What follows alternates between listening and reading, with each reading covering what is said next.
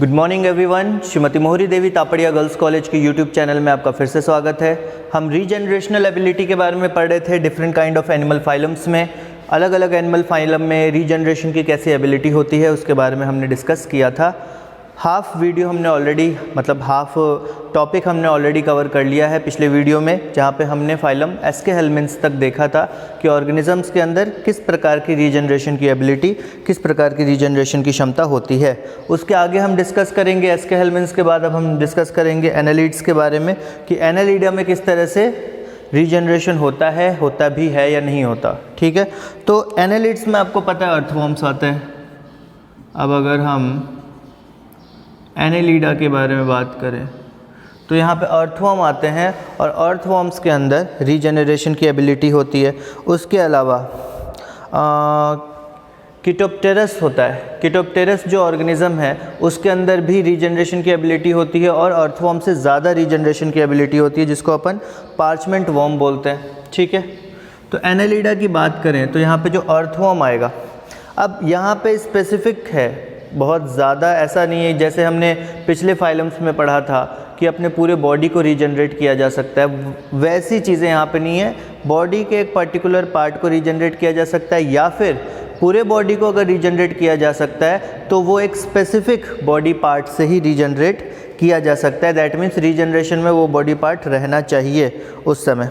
ठीक है, तो एनालिड्स की बात करें तो क्लास पॉलीशीटा और ओलिगोशीटा में अर्थवॉर्म की अगर बात करें हम यहाँ पे, ठीक है, तो अर्थवॉर्म जो है वो अपने आप को रीजनरेट कर सकता है, पर कुछ स्पेसिफिक बॉडी सेगमेंट्स में, जो उसके इंटीरियर बॉडी सेगमेंट्स हैं, मतलब हेड रीजन के पास जो बॉडी सेगमेंट्स हैं, उन बॉडी सेगमेंट्स से जो अर्थवॉर्म है वो अपने आप को रीजनरेट कर सकता है। So earthworm can regenerate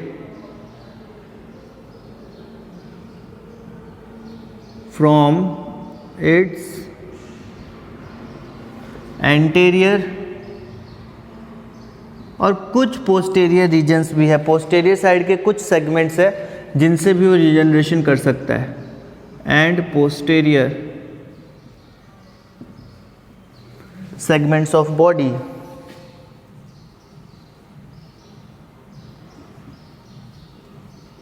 body के एंटेरियर और पोस्टेरियर मतलब मिडिल सेगमेंट्स जो होते हैं उनसे रीजनरेशन नहीं हो सकता अर्थवॉर्म के अंदर। ठीक है, एंटेरियर रीजन से और पोस्टेरियर रीजन से ही रीजनरेशन होगा।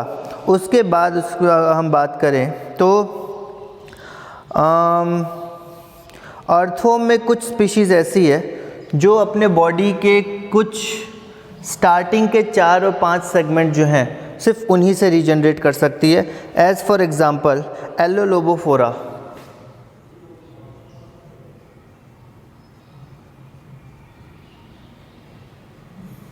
एलोलोबोफोरा की बात करें तो यहाँ पे क्या होता है, इसके अंदर अर्थवॉर्म जो है वो शुरुआती 4 या 5 सेगमेंट से ही रीजनरेट कर सकता है।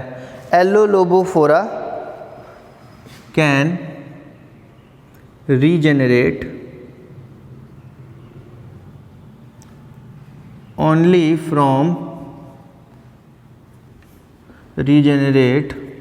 only from first 4 or 5 segments।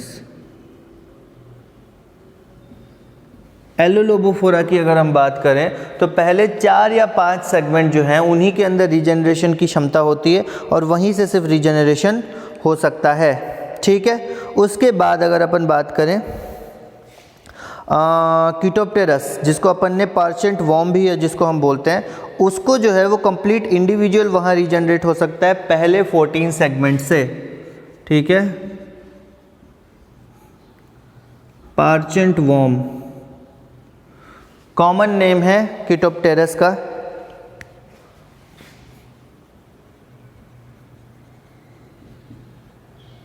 किटोप्टेरस जो है कैन रीजनरेट होल बॉडी, अपने पूरे बॉडी को रीजनरेट कर सकते हैं फ्रॉम फर्स्ट 14 सेगमेंट्स, पहले के जो 14 सेगमेंट्स हैं सिर्फ उनसे, ठीक है।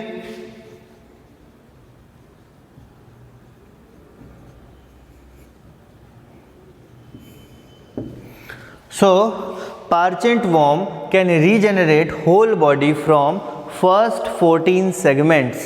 सिर्फ पहले 14 सेगमेंट्स जो हैं उनसे पूरे बॉडी का रीजनरेशन हो सकता है, पर उसके बाद के जो बॉडी सेगमेंट्स हैं उनमें रीजनरेशन की एबिलिटी नहीं होगी, ठीक है। तो इससे ये पता चलता है कि फाइलम एनालिडा में सेगमेंटेड वॉर्म्स आते हैं, उन सेगमेंटेड वॉर्म्स के आगे वाले जो हिस्से हैं, आगे वाले जो सेगमेंट्स हैं, उनके अंदर रीजनरेशन की क्षमता ज़्यादा रहती है इन कंपैरिजन टू द पीछे वाले जो भी सेगमेंट्स हैं, पोस्टेरियर सेगमेंट्स हैं, ठीक है। ये चीज़ समझ में आ गई कि एंटीरियर सेगमेंट्स जो हैं, आगे वाले सेगमेंट्स हैं, उनके अंदर रीजनरेशन की क्षमता एनालिड्स में ज़्यादा होती है। एनालिड्स में एक हीरोडिनेरिया भी आता है जिसके अंदर कोई रीजनरेशनल एबिलिटी नहीं होती, ठीक है। अब इसको नेक्स्ट फाइलम को हम देखते हैं।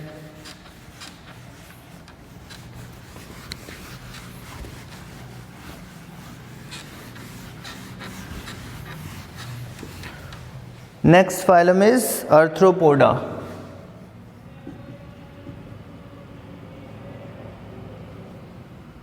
आर्थ्रोपोडा की हम बात करें कि आर्थ्रोपोडा में किस तरह से रीजनरेशनल एबिलिटी है, तो आर्थ्रोपोडा में स्पाइडर्स, क्रस्टेशियंस, इंसेक्ट के लार्वास, इनके अंदर रीजनरेशन की क्षमता होती है, ठीक है। स्पाइडर्स की बात करें, इंसेक्ट के लार्वा या फिर क्रस्टेशियंस की बात करें, क्रस्टेशियंस, क्रैब्स आ जाते हैं ना इसके अंदर, insect larva, they can regenerate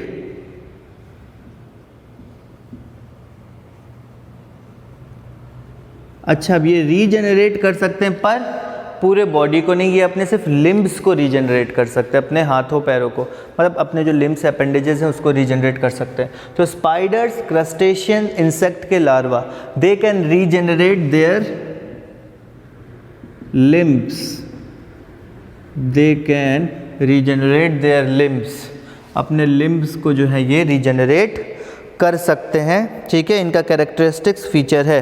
तो इनके अंदर रीजनरेशन की कैपेसिटी होती है बट लिमिटेड होती है, लिमिटेड होती है, limited capacity of regeneration. Regeneration की कैपेसिटी तो है पर लिमिटेड कैपेसिटी है रीजनरेशन की, ठीक है। उसके बाद अगर अपन बात करें इंसेक्ट्स में, जो हमने देखा, ये आप लिख लेना कि इंसेक्ट्स में सिर्फ लार्वल स्टेज में ही रीजनरेशन होती है, अगर एडल्ट कन्वर्ट हो गया उस समय रीजनरेशन की एबिलिटी जो है वो लॉस्ट हो जाएगी, ठीक है। और क्रस्टेशियंस की बात करें तो ये पावर लाइफ टाइम होती है। इंसेक्ट्स की बात करें only up to larval stage, सिर्फ लार्वल स्टेज तक रीजनरेशन की एबिलिटी होती है। क्रस्टेशियंस की बात करें तो इनके अंदर लाइफ टाइम एबिलिटी रहती है रीजनरेशन की, ठीक है। सो इंसेक्ट के लार्वा में सिर्फ लार्वल स्टेज तक ही रीजनरेशन पॉसिबल है, क्रस्टेशियंस में पूरे लाइफ टाइम ये जो है रीजनरेट कर सकते हैं। उसके बाद अगर अपन बात करें क्रस्टेशियंस हैं कुछ जैसे, और अरेक्निड्स हैं, लाइक क्रस्टेशियंस में क्रैब्स है। अरेक्निड्स की बात करें तो स्पाइडर्स जो है, इनके अंदर जो है जो रीजनरेशन होता है वो एनिमीज से बचने के लिए होता है, मतलब रीजनरेशन एनिमी से बचने के लिए नहीं होता, पर जो लिम्ब्स अगर उनके कट हो जाते हैं या उनको कोई जो डैमेज होता है, वो डैमेज वो जानबूझ के करते हैं ताकि वो एनिमीज से बच सकें, ठीक है। वो डैमेज जो है वो जानबूझ के करते, क्या करते हैं कि वो अपने हाथ को ब्रेक कर लेंगे, लिम्ब्स को ब्रेक कर लेंगे, तोड़ लेंगे। तोड़ कैसे लेंगे? जो मसल्स होते हैं वहाँ पे, ठीक है, जो मसल एक्सटेंसर मसल प्रेजेंट होते हैं उनके लिम्ब्स में, उस एक्सटेंसर मसल को इस तरह से वो कॉन्ट्रैक्ट करते हैं कि वो लिम्ब जो है टूट के अलग हो जाता है। और जैसे लिम्ब टूट के अलग हो जाता है, उस प्रोसेस को हम बोलते हैं ऑटोटॉमी, खुद से खुद को डिस्ट्रॉय करना, ऑटोटॉमी, ठीक है। तो क्रस्टेशियंस और अरेक्निड्स जो हैं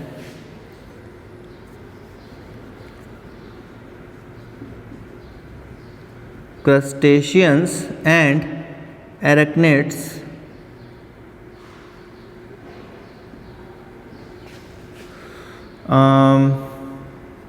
shows autotomy। ऑटोटॉमी का मतलब याद रखना, सेल्फ डिस्ट्रक्शन होता है ऑफ ऑटोटॉमी, अपने आप को नुकसान पहुंचाना, अपने आप को हार्म पहुंचाना। पर ये जो हार्म होता है ये एनिमी से, प्रेडेटर से बचने के लिए होता है, शिकारियों से बचने के लिए होता है, ठीक है। अपना जो लिम्स है उसको इस तरह से कॉन्ट्रैक्ट किया जाएगा, लिम्स में एक्सटेंसर मसल मौजूद होते हैं, एक्सटेंसर मसल को इस प्रकार से कॉन्ट्रैक्ट किया जाएगा, मोड़ा जाएगा कि वो टूट जाते हैं, और लिम्ब टूट के अलग हो जाता है, फिर वो निकल जाते हैं अपने प्रेडेटर के चंगुल से और भाग जाते हैं, ठीक है। तो ये ऑटोटॉमी परफॉर्म करते हैं। हम बात कर रहे हैं यहाँ पे क्रैब्स, केकड़ों की, और यहाँ स्पाइडर्स की, ठीक है। उसके बाद अगर अपन बात करें तो लिम्स जो है उसके बारे में बता दिया, एक्सट्रीम कॉन्ट्रैक्शन होता है एक्सटेंसर मसल का, इसलिए लिम्स जो है टूट जाते हैं। पर crustacean and arachnid shows autotomy. Autotomy यहाँ पे सेल्फ डिस्ट्रक्शन हो तो लिख लेना, पर एक्चुअली होता क्या है, they lost limb by contraction of extensor muscles। Extensor muscle को जब कॉन्ट्रैक्ट किया जाता है, और सिर्फ कॉन्ट्रैक्ट नहीं, एक्सटेंसिव कॉन्ट्रैक्ट किया जाता है, मतलब बहुत ज़्यादा कॉन्ट्रैक्ट किया जाता है, तब वो मसल्स टूट जाते हैं, जिसके कारण लिम्ब्स जो हैं वो अलग हो जाती हैं शरीर से, ठीक है। उसके बाद द लॉस्ट लिम्ब, जो लिम्ब टूट गई, जो लिम्ब लॉस्ट हो गई, इज सून रिप्लेस्ड।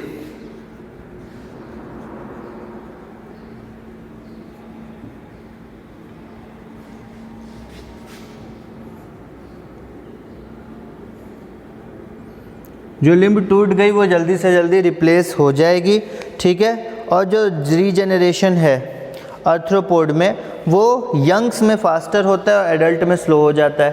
तो जो न्यू होते हैं, नए होते हैं, छोटे होते हैं, उनके अंदर फास्ट होता है रीजेनरेशन, एडल्ट्स के अंदर स्लो होता है। Regeneration is faster in youngs than adults. Adults के अंदर रीजेनरेशन की क्षमता थोड़ी कम होती है यंग वंस के मुकाबले, ठीक है। इतना हो गया, लिख लिया आपने। नेक्स्ट हम चलते हैं आर्थ्रोपोडा के बाद मोलस्कन्स पे।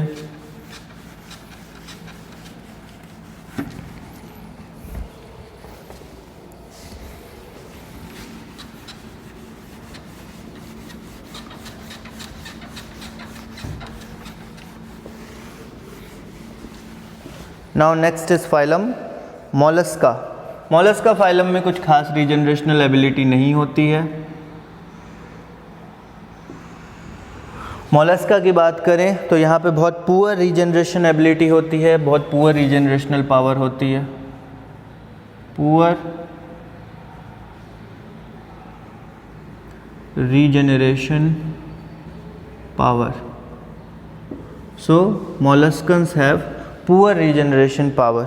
अब ये क्या करते हैं, इनके आइज़ जो हैं और इनके हेड का जो पार्ट है, या फिर गैस्ट्रोपोड की बात करें तो गैस्ट्रोपोड का जो फुट है और सिफेलोपोड्स का जो आर्म है, इतनी चीज़ें जो है ये रीजनरेट कर सकते हैं। तो बहुत स्पेसिफिक है इनके अंदर रीजनरेशन, और बहुत लो पावर है रीजनरेशन की।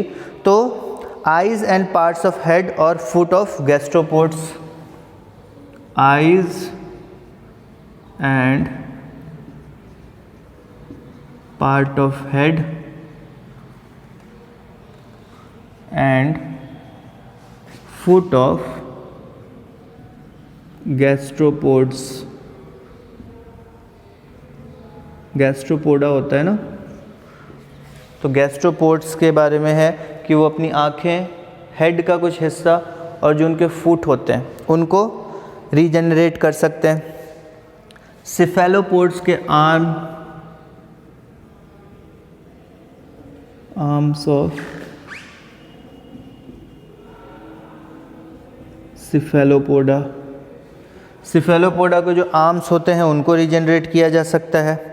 उसके अलावा बस ये इतनी थोड़ी चीज़ें हैं जिनको ये रीजनरेट कर सकते हैं। उसके अलावा और कुछ रीजनरेट ये नहीं कर पाते हैं। इनके अंदर रीजनरेशनल एबिलिटी जो है वो बहुत कम होती है। ठीक, मॉलस्क के बाद आते हैं अपन इकाइनोडर्म्स पर।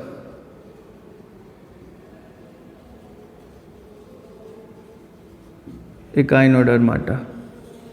इकाइनोडर्माटा में किस तरह की रीजनरेशन की एबिलिटी होती है इसके बारे में देखते हैं। तो इकाइनोडर्माटा जिसके अंदर स्टार फिश आती है, ब्रिटल फिश आती है, उसके अलावा सी लिलीज आती हैं, ये जो है अपना रीजनरेशन कर सकती हैं लॉस्ट आर्म का। स्टार फिश हो गई,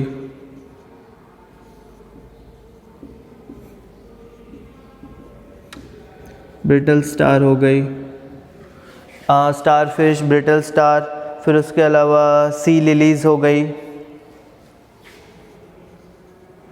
सी लिलीज, they can regenerate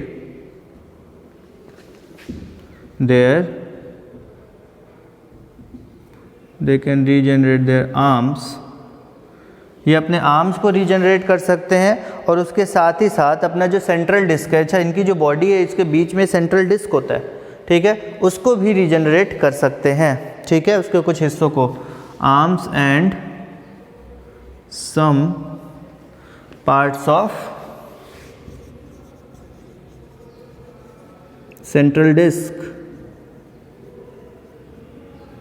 तो अपने आर्म को ये रीजनरेट कर सकते हैं, अपने लिम्स को, आर्म्स को रीजनरेट कर सकते हैं और अपने सेंट्रल डिस्क को रीजनरेट कर सकते हैं। बीचों बीच बॉडी के एक डिस्क मौजूद होती है, एक ओपनिंग मौजूद होती है, वो होता है सेंट्रल डिस्क, उसको जो है ये रीजनरेट कर सकते हैं। उसके बाद गुड पावर होती है रीजनरेशन की इनके अंदर, और ये भी दे ऑल्सो एग्जिबिट ऑटोटोमी। इनके अंदर भी ऑटोटोमी होती है, मतलब अपने ही बॉडी पार्ट को ये कट करके डैमेज करके अलग कर सकते हैं ताकि प्रीडेटर से बच सकें। ठीक है, तो ऑटोटोमी इनके अंदर भी प्रेजेंट होती है। उसके बाद अगर अपन बात करें तो अपने कुछ इंटरनल ऑर्गन्स को भी ये रीजनरेट कर सकते हैं। इनके अंदर कैपेबिलिटी होती है, जो अपने विसरा ऑर्गन्स हैं, इंटरनल ऑर्गन्स हैं, उनको भी कुछ हिस्सों को वो रीजनरेट कर सकते हैं। इकाइनोडर्मेटा, इकाइनोडर्मेटा ख़त्म हुआ। अब हमको आना है वर्टिब्रेट्स पे। वर्टिब्रेट्स के बारे में पढ़ना है कि वर्टिब्रेट्स में जो भी ऑर्गेनिजम्स हैं उनके अंदर किस प्रकार की रीजनरेशनल पावर्स हैं, इसके बारे में थोड़ा हम देखते हैं। ये लिख लिया होगा आपने, आई होप।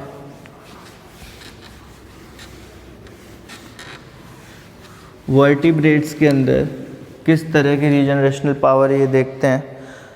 वर्टिब्रेट्स की बात करें तो सबसे पहले बात आती है फिशेस की। ठीक है, फिशेस के बारे में, फिर टेट्रापोड्स के बारे में पढ़ेंगे। तो पहले बात आती है फिशेस की।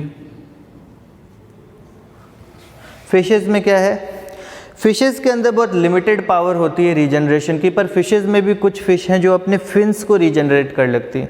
As for example zebra fish होती है। जेब्रा फिश एग्जांपल है फिशेस का कि वो क्या करती हैं, they can regenerate fins adult stage में भी अपने। ठीक है, zebra fish can regenerate their fins even in adult stage।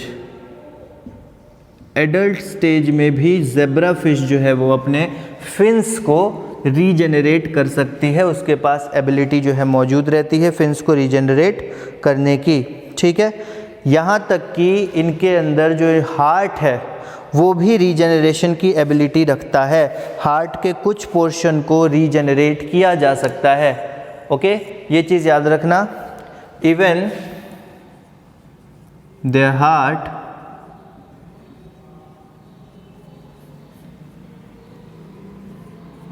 even some parts of their heart can regenerate. So internal organs भी यहाँ पे रीजेनरेट कर रहे हैं, ठीक है। एज फॉर एग्जांपल जो वेंट्रिकल है, वेंट्रिकल यहाँ पे रीजेनरेट कर सकता है। अगर वेंट्रिकल का कोई पार्ट रिमूव कर दिया जाए तो वो वापस से रीजेनरेट कर लेता है। लैम्प्रे की बात करें तो वो अपने लॉस्ट टेल को रीजेनरेट कर सकते हैं। Lamprey can regenerate its lost tail. Lamprey जो है अगर टेल उसकी डैमेज हो गई, टेल अगर उसकी कट गई तो फिर वो उसको रीजेनरेट कर सकता है। नेक्स्ट आते हैं अपन टेट्रापोड्स में। टेट्रापोड्स से स्टार्ट करते हैं एम्फीबियंस में। एम्फीबियंस में बात करेंगे तो नॉर्मली हम एन्यूरन्स और यूरोडेल्स की बात करेंगे, ठीक है। मतलब एक तरफ आएगा सैलामेंडर, दूसरी तरफ आएंगे फ्रॉग्स। तो एन्यूरन्स और यूरोडेल्स की बात करेंगे। तो एम्फीबियंस की बात करें तो इनके अंदर रीजनरेशन की एबिलिटी होती है। एडल्ट में भी रीजनरेशन की एबिलिटी होती है। अब यहाँ पे क्या है कि ये लिम्ब्स, उसके अलावा नए टेल्स और उसके अलावा कुछ इंटरनल टिश्यू को रीजनरेट कर सकते हैं। They can regenerate limbs, tails and some internal tissues। Limbs को, टेल्स को और कुछ इंटरनल टिश्यूज़ भी हैं जिसको रीजेनरेट एम्फीबियंस में किया जा सकता है। ओके, समझ में आया। उसके बाद अगर अपन बात करें तो यहाँ पे रीजेनरेशन जो है, अगर न्यूट की बात करें, न्यूट के अंदर यूरोडेल में आता है, तो इनके अंदर जो रीजेनरेशन होता है उसमें आइज़ की एग्जांपल लेते हैं हम। उनकी आँखों में जो रीजेनरेशन होता है उसमें ट्रांस डिफरेंशिएशन होता है। Regeneration of eye in newt is an example of trans differentiation। अब ट्रांस डिफरेंशिएशन क्या होता है? हमने पढ़ा था कि रीजेनरेशन के लिए सबसे एक प्रोसेस ज़रूरी थी जिसको अपन डी डिफरेंशिएशन बोल रहे थे। हमने जो मैकेनिज़्म पढ़ा था रीजनरेशन का, उसमें हमने एक चीज़ पढ़ी थी कि डी डिफरेंशिएशन होता है सेल्स का। दैट मीन्स जो सेल हैं अपने फंक्शन को खो देते हैं, स्टेम सेल बन जाते हैं, और जो स्टेम सेल हैं वो नया फंक्शन कैरी करते हैं और किसी भी प्रकार के सेल में, किसी भी प्रकार के ऑर्गन में कन्वर्ट हो सकते हैं। डी डिफरेंशिएशन का मतलब होता, ट्रांस डिफरेंशिएशन का मतलब होता है एक पर्टिकुलर सेल है, सोमैटिक सेल है, उसके पास कोई फंक्शन है, उसको स्टेम सेल ना बनने की ज़रूरत पड़े। मतलब अगर उसको किसी और फंक्शन को परफॉर्म करना है, किसी और सेल में कन्वर्ट होना है, तो उसे स्टेम सेल बनने की ज़रूरत नहीं पड़ेगी, वो ऐसे ही कन्वर्ट हो जाएगा। इस प्रोसेस को हम बोलते हैं ट्रांस डिफरेंशिएशन, ठीक है। जब किसी सोमैटिक सेल को डी डिफरेंशिएट होने की ज़रूरत ना पड़े किसी और सेल में कन्वर्ट होने के लिए, उसको हम बोलते हैं ट्रांस डिफरेंशिएशन।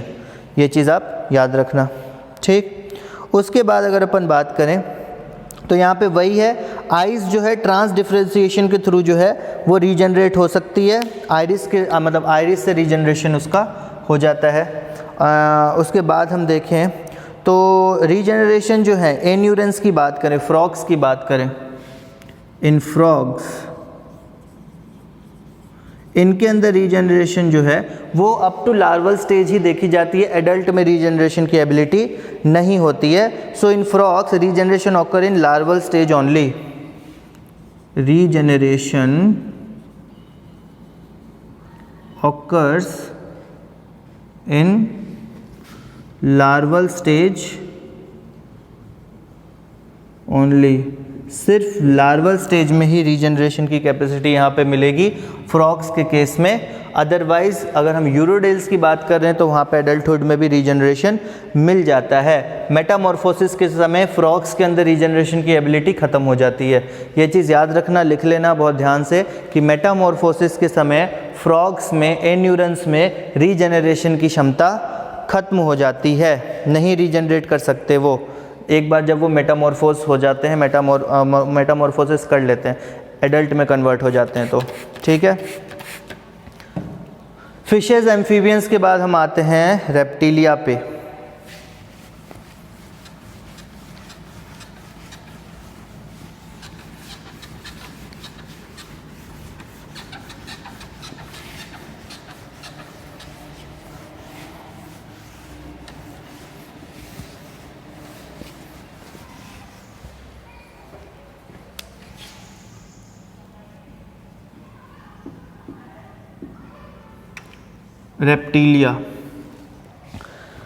रेप्टिलिया के बारे में अगर अपन पढ़ें, टेट्रापोडास के बारे में पढ़े हैं, रेप्टिलिया के बारे में अगर रीजनरेशनल कैपेसिटी की बात करें तो यहाँ पे लिजार्ड्स मौजूद हैं।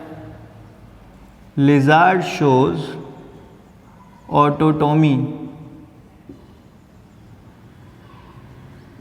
लिजार्ड्स के अंदर फिर से ऑटोटोमी देखा जाता है, सेल्फ बॉडी का रिमूवल देखा जाता है, बॉडी के किसी हिस्से को खुद अलग कर देते हैं काट के, ये चीज़ देखा जाता है प्रीडेटर से बचने के लिए। लिजार्ड्स को जब किसी प्रकार से खतरा महसूस होता है किसी प्रीडेटर का तो अपने पूंछ को काट के अलग कर देते हैं, ठीक है, अपने पूंछ को काट के अलग कर देते हैं ताकि प्रीडेटर जो है वो कंफ्यूज हो जाए और लेटर ऑन बाद में उनकी पूंछ जो है रीजनरेट हो जाती है।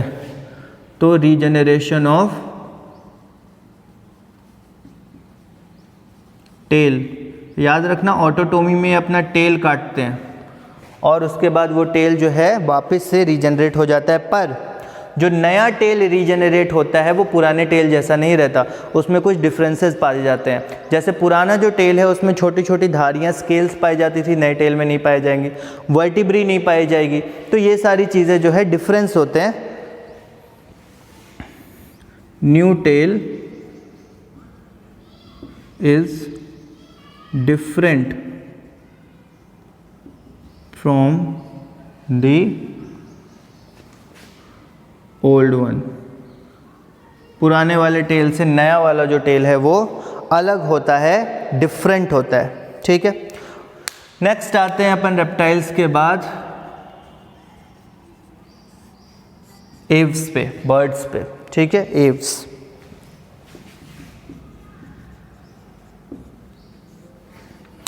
बर्ड्स के बारे में अगर अपन बात करें तो बहुत लिमिटेड रीजनरेशन की एबिलिटी होती है, कुछ खास रीजनरेशनल पावर होती नहीं है, जो कि सिर्फ बीक के पार्ट तक, वेरी लो रीजनरेशन पावर, बहुत लो रीजनरेशन पावर होती है, और जो पावर होती है वो सिर्फ बीक, उनका जो चोंच वाला हिस्सा है वहीं तक रहती है, ठीक है। Restricted to the part of beak, beak वाला जो पोर्शन है, चोंच वाला जो पोर्शन है वहीं तक रेस्ट्रिक्टेड रहती है, उससे ज़्यादा रीजनरेशन नहीं हो सकती। फिर बात आती है मैमल्स की। फाइनली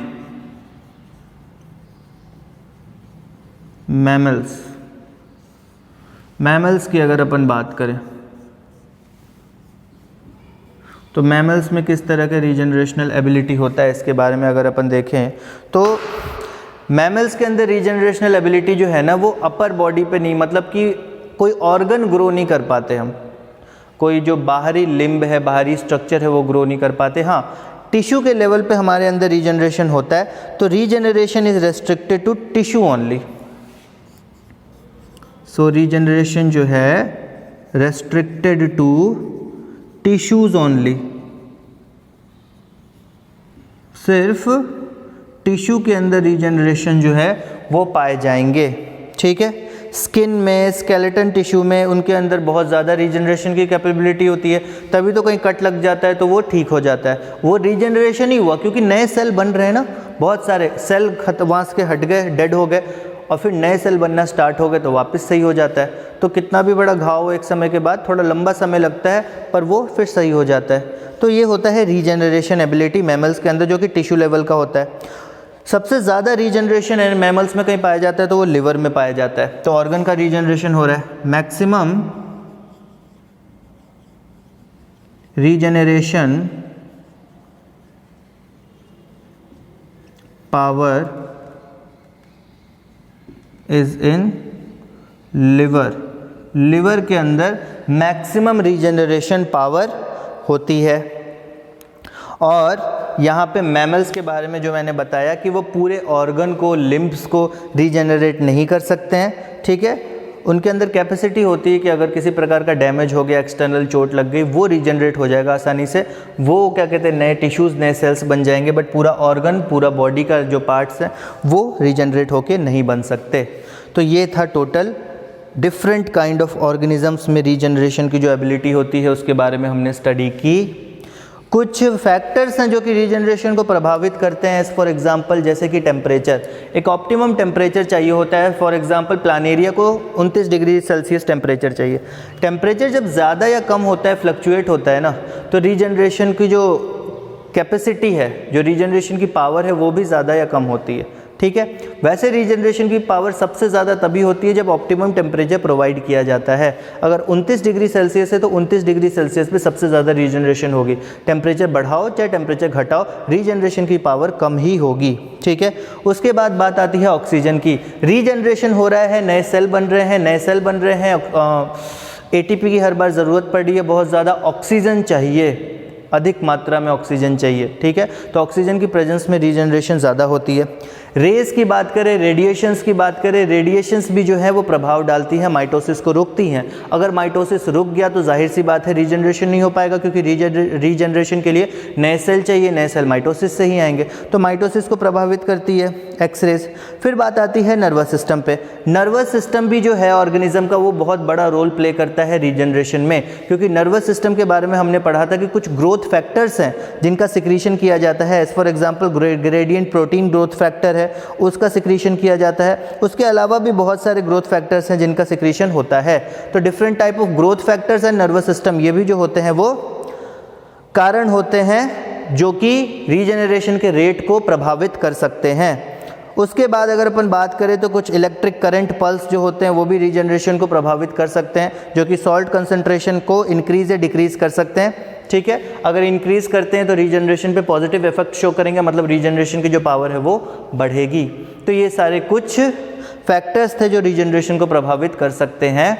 ये था हमारा रीजनरेशन का चैप्टर जो कि आज फिनिश हो गया। डिफरेंट काइंड ऑफ एनिमल्स में हमने रीजनरेशन पढ़ा, टाइप्स ऑफ रीजनरेशन पढ़ा, मैकेनिज्म पढ़ा रीजनरेशन का, रीजनरेशन क्या होता है उसके बारे में हमने समझा। आई होप कि आपको ये पूरा चैप्टर समझ में आया होगा। आप एक बार फिर से इस चैप्टर से रिलेटेड जो भी वीडियोज़ हैं उन सारे वीडियोस को एक बार पढ़िए, उनके अच्छे से एक बार नोट्स बनाइए और उससे रिलेटेड क्वेश्चंस को सॉल्व करने की कोशिश कीजिए। ये आपके लिए बहुत ज़्यादा हेल्पफुल होगा। आज का वीडियो हम यहाँ ओवर करते हैं, अगले वीडियो से हम नया चैप्टर स्टार्ट करेंगे। सो अगर ये वीडियो पसंद आया हो इसको लाइक कीजिए, शेयर कीजिए, हमारे चैनल को सब्सक्राइब कीजिए। मिलते हैं अगले वीडियो में नए टॉपिक के साथ। Thank you very much.